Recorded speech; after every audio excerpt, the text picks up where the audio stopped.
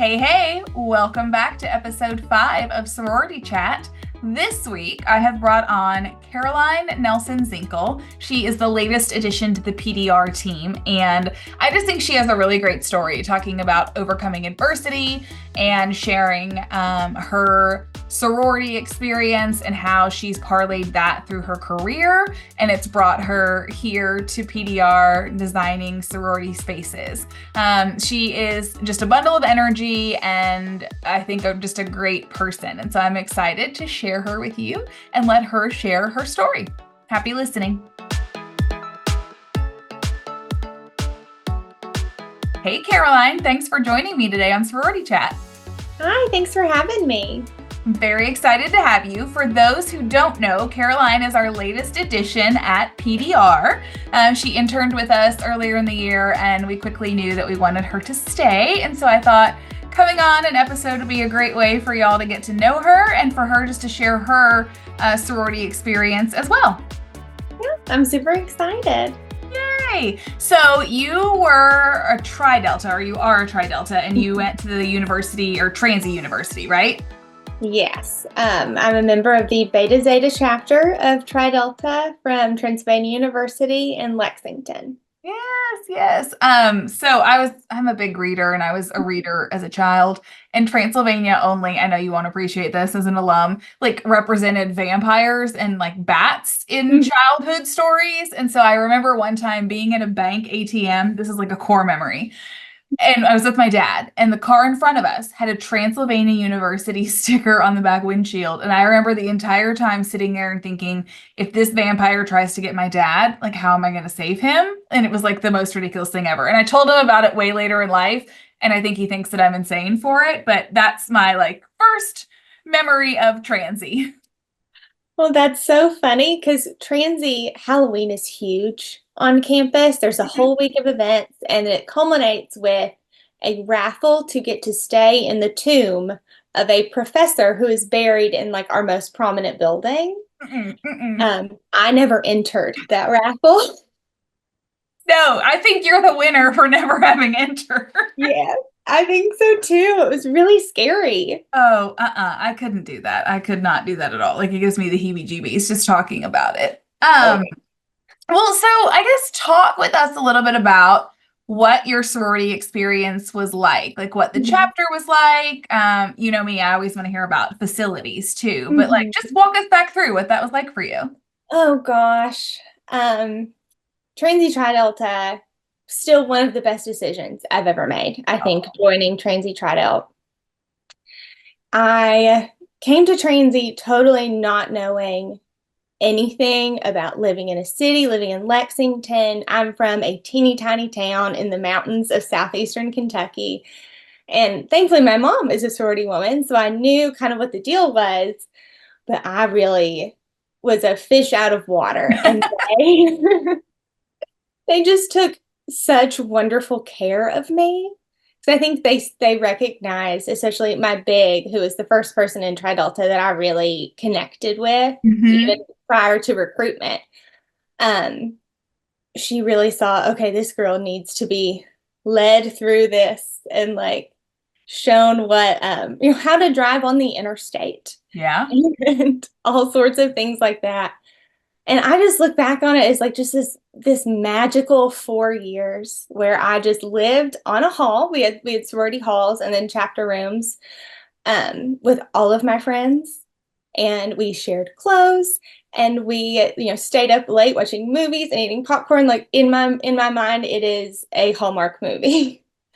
And the very fun part and a full circle moment, my best friend, she was my random roommate at college. I just got so incredibly lucky. And I both joined Tri-Delta, and she's still my best friend to this day. She was the maid of honor in my wedding. She was the chapter room chair. Okay. And of course, I did it with her.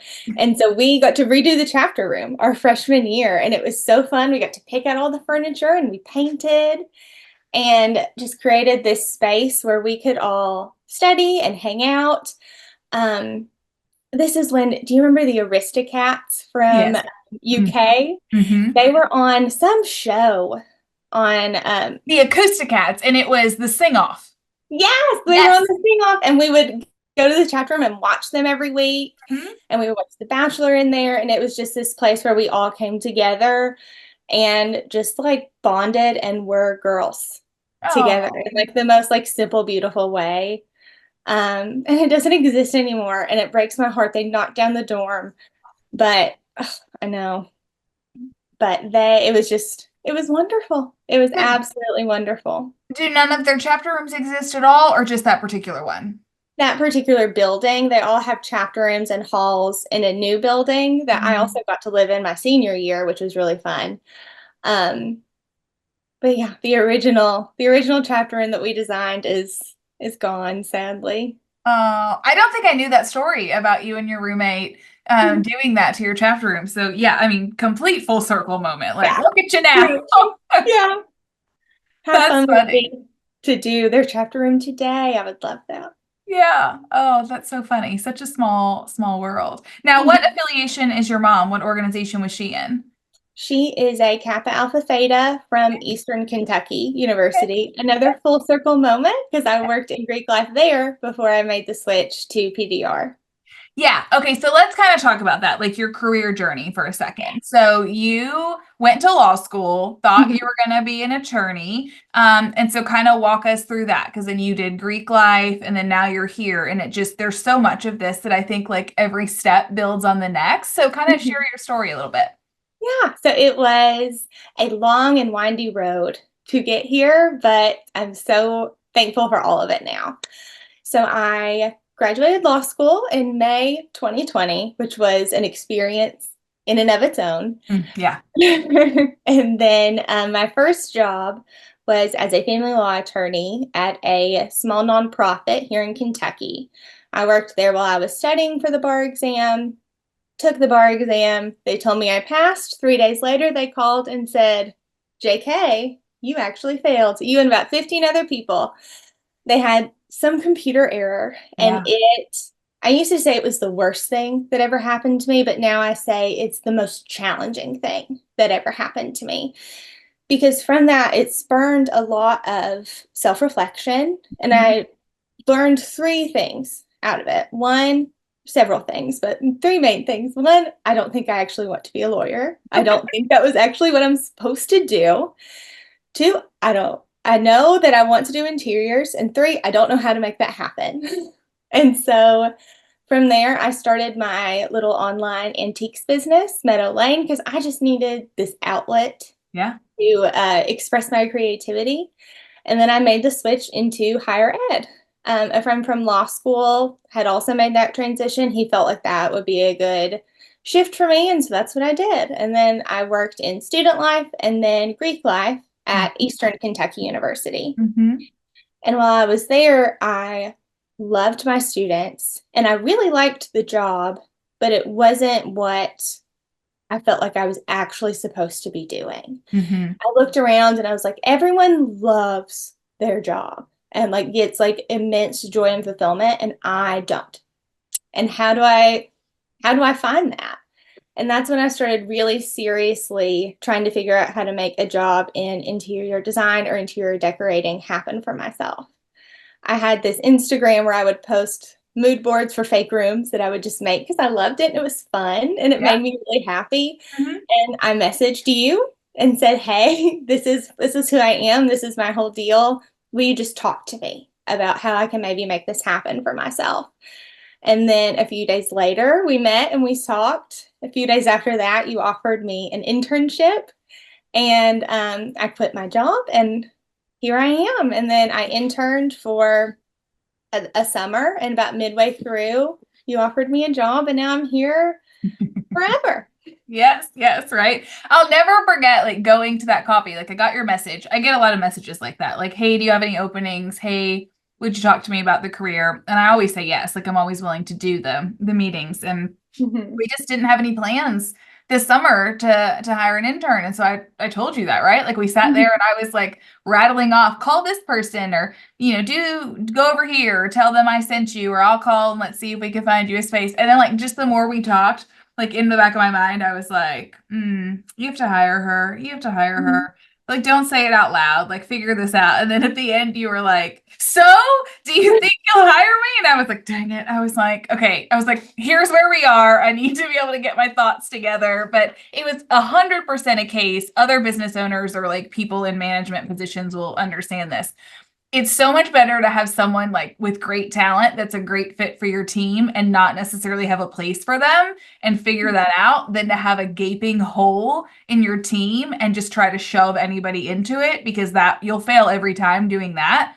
But this other way around, I was like, okay, this is a gem. Like, let's bring her on board and see how it goes. And so, just the culmination of like you having Greek experience in college and then working in it professionally was just like a cherry on top, I think, Mhm. for your already like artistic eye, just the things that you do. It's all the stuff you and I have talked about, but that's Mhm. really like what made this so perfect. And then there we had all those other weird connections, right? Like we share the same birthday, years apart, but the same birthday. Like we're both Swifties, all these things. And I was like, dang it. I was like, this couldn't be more like Yeah, more perfect. So it anyway, was cosmic. yes, Okay. yes. Yes, meant to be. Totally, totally. I agree. So when you were working in sorority and fraternity life, like were you Mhm. in their spaces very much, or how much were you around like chapter rooms and the facilities that they had, and were you able to like see how the modern student uses it? Mhm. Not incredibly often was I in their chapter rooms. I would be around like during recruitment, helping set things up, or just Mhm. throughout the year, I would be able to pop in. And so like I knew what they needed, but more often they were telling me what they needed. Yeah. I'm annoyed because the chapter room couch isn't comfortable. I'm annoyed because we don't have enough study space. I don't know where I'm supposed to have this meeting with the president that I've got to have that's private. I was still hearing all of what they needed and seeing how these spaces were and weren't Yeah. working for like the modern sorority gals needs. Um, Meeting space was such a huge one because there's confidentiality in this, and we Mhm. as sorority women, we love and respect our sisters even when we're mad at them, and we've got to have a standards meeting. And Mhm. where can we do that in a way that is so respectful of them and is so private? And they really didn't have that. And I was very excited that I got to do Alpha Gamma EKU's chapter room and kind of help facilitate and think back to, okay, what did my girlies say that they needed? What did they like? And that was so special too, because I knew them. That was Mhm. we don't pick favorites, but we kind of do. I had some of my favorite students were Alpha Gams. And so that was just like the most wonderful full circle moment for me to get to do that for them, kind of as my parting gift. Yeah, I know that was so unexpected. Like you'd been on the team for a couple months, and then Alphagam called and said, "Hey, will you help us with this facility?" And you were like, "Oh my gosh, I know all know that place, and this will be great to work on it." And I mean, you're right. There's always challenges. There's parts of the student spaces that work really well for them that they want to maintain and they want to keep a certain way, and there's other parts that they're like, "This just doesn't meet our needs at all." And you're trying to figure out, some of these spaces we don't have a lot to work with in terms of square footage, so it's like, Hmm. how can you accomplish all of these things and make it multifunctional? And so that was definitely one where we were able to do that. Oh yeah, it's such a fun challenge. I think especially with a chapter room, how do I make this room be all of the things for these Yep. gals? Yep. It certainly is the most rewarding, I think, which is funny, right? Because we are solving a puzzle and trying to meet this challenge, and we're like, oh, how do we make this happen? And all these factors, money, time, Hmm. space, all of it is Oh yeah. factored in. Oh yeah, that's how I explain my job so often to people because I get a lot, you were an attorney and now you do this, help me understand. First of all, I contain multitudes, okay? I can be all the things. Yes, yes. But also, from practical standpoint, it's a puzzle. It's one Mhm. giant puzzle. I Lawyers have to be creative and we have to be problem solvers, and that is so much of what I do every day. Mhm. Is how do I make this space work for them and their specific needs? Every campus has different needs. Every chapter has different needs. How do I bring all that together with their color palette and what they want and what the housing board wants, and make it all beautiful. It's Yeah. it's the most fun puzzle in the world. Yeah, no, you're right. That's definitely a transferable skill, that problem solving and puzzle solving. And just back to the whole bar exam debacle for a second. I remember that so vividly because I had a friend who took the bar exam. And I mean, you just see firsthand like the stress someone's under trying to take this exam, and it's offered only ever so often and so on and so forth. And to be told like, hooray, you did it, and then get like a just kidding, we messed up, we didn't grade this right, the computer didn't do it right, because it was the first time because of COVID that was given online, and it was Right. proctored that way, it wasn't in person, and so that was part of the big issue there. And so I know that it probably felt devastating at the time, but like, I don't know, I look at you now and I just think exactly what you said, like maybe you weren't meant to be a lawyer, but all these things kind of lined up for you. And then now you're so much better off having gone through that. And I think other students and just other people in general hearing your story and kind of overcoming that, I think can be very inspiring, even if it's like, oh Lord, I don't want to talk about this again. Like somebody probably needs to hear that and see like she's okay. So I'm going to be okay when I have my challenges too. Well, thank you. I never thought that it was going to be an inspirational story, but I Yeah. think it has turned into one. My mom always says everything comes out in the wash. Hmm. I went through a few spin cycles, but it sure did. It all worked out, and I think I ended up exactly where I was supposed to be. And that was my hope the whole time, was just like, please let this make sense somehow. How I went from how like all of this that I'm dealing with, I need it to culminate into something beautiful. Yeah. And it did. It Yeah. really did. Through It's like hard when you're going through it. You think like, I want to know immediately, or I do anyway. Mhm. Like, I want to always know immediately, like as quick as possible. Like, why is this happening? What can I do with this? And it's not always that neat and pretty. So, Mhm. Oh yeah, there's in the waiting room of life, it's very challenging, but in time things tend to work out how they're supposed to. yeah, totally. What's your favorite collegiate memory? I mean, you shared some fun ones, like sitting in there and like popcorn and sharing clothes and redoing the room, but like, what stands out to you the most? Oh gosh.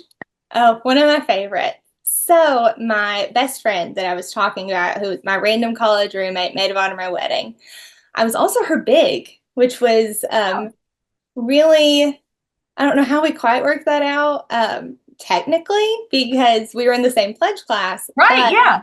yeah, her big that she got assigned, when we were new members, ended up leaving the sorority. She transferred to a different university, and so Alex didn't have like a family because that girl didn't have Mm, her big wasn't around anymore, and she was my best friend, and so she always came. She was always with me anyway, and we really wanted to make it official. And so during that next cycle, I went to whoever was in charge of assigning bigs and littles. I can't remember the name of the job. And I was like, listen, I know this is not normal, but can I please pick her up? And they were like, sure, whatever. She's basically a member of your family anyway. My right. big already had two littles and didn't really want to pick up another one. It's a lot of responsibility.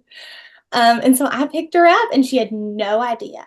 And the way we do reveals is you kind of make up something funny for them to do. Uh-huh. And I wrote a rap for her.